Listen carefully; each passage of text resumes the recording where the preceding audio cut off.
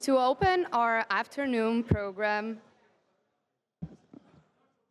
it's my honor to introduce Ambassador Adalnio Ganem, Consul-General of Brazil in New York, and a career diplomat with extensive experience representing Brazil across the US, Latin America, and Europe. Please, Ambassador.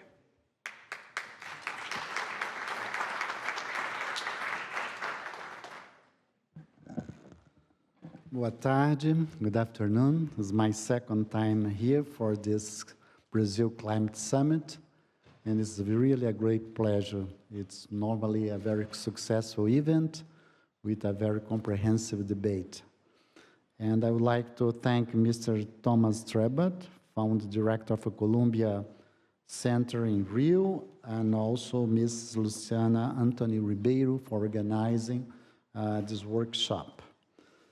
Columbia University is a partner of the Consulate General of Brazil. We will have organized many meetings in many areas together, so it's always a pleasure being here. As we approach COP30, this discussion could not be more appropriate. The Consulate-General of Brazil is actively engaged in all those discussions. The main ambition of Brazil, and I'm probably well aware of that, is to push forward the discussions through an implementation process, go beyond the negotiation. Of course, there are still some areas to be tackled, to be more defined as carbon credit, but we want to implement the process and go ahead with it. In the present changing scenario, international scenario, this process will not be easy. And the government and economic multilateral institutions will not be sufficient to put forward this process. So we need all, this is why we launched the idea of mutirão, a Brazilian word for gathering every stakeholder in the process. And in order to achieve this objective, of course, the partnership with the business sector will be essential. Brazil also intends to lead by example. For example, we, as you know, we have a very ambitious national determined contribution between 59 and 67% by 2035, and we hope that this would be a reference for other countries.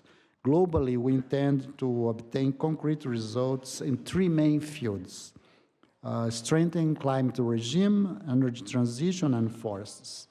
Given the central role of forests in regulating climate, protecting soil, water systems, and biodiversity, Brazil decided to launch the Tropical Forest Forever Facility, a financial mechanism conceived to assure permanent resources to the conservation of tropical forests with public-private financial contributions.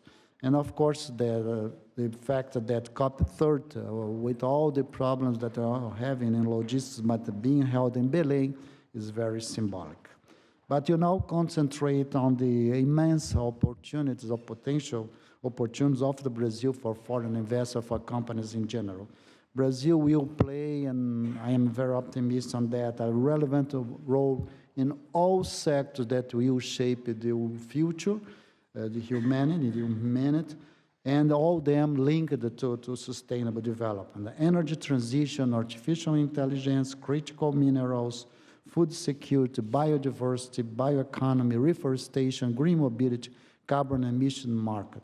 In the field of energy transition, Brazil is gifted, as you know, with an abundance of resources, starting with a large reserve of water in the planet, around 12% of the total.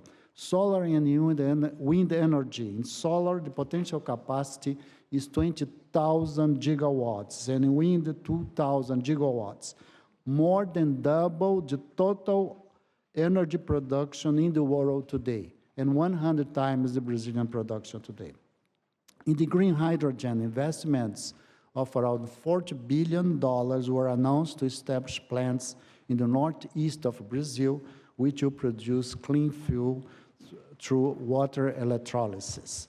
As you're probably aware, 93% of electrical power in Brazil and 50% of the whole grid come from renewable sources. Brazil has the cleanest generation of energy among the G20 members. And the country expects to reach net zero energy-related emissions by 2040. And net zero emission, the whole economy offers $6 trillion opportunity from now to 2050. In the field of green mobility, Brazil developed the most advanced program in the world. I have some numbers, but I will pass on because they said I have just 1 minute. And clean and abundant energy is an essential input for, of course, for development of artificial intelligence. Goldman Sachs observed that hyperscalers will require investment infrastructure of $10 trillion in the next 30 years. And Brazil has the best conditions to meet the requirements for clean energy. In the field of clean minerals, Brazil has 20% of the world reserves in 17 essential minerals. In food security, with just 7.6% of the national territory, the fifth largest in the world, assigned to technology-driven agriculture, Brazil is one of the main producers and is the main agribusiness exporter in the world. Although we conserve 66% of the territory with native vegetation, there is plenty of land to transform the country and in the granary of the world. In bioeconomy, the ecosystem of Amazonian Pantanal, which covers more than 50% of Brazilian territory, offers an immense opportunity for development of innovative projects in the areas of biosolutions, forestry regeneration, sustainable agriculture, health, and many other sectors. In the area of reforestation, according to climate policy initiative, Brazil would have the potential to capture 15 billion tons of carbon emissions in a period of 30 years. In a conservative price per ton, this signifies almost $1 trillion. Considering all those developments, a leading environmental Brazilian multinational believes the potential Brazilian absorption of carbon credit may reach 20% of the world market. So these are general comments, and in the view of the perspectives of immense opportunities for investments, we welcome you to be part of this process. Thank you, and sorry for exceeding my time.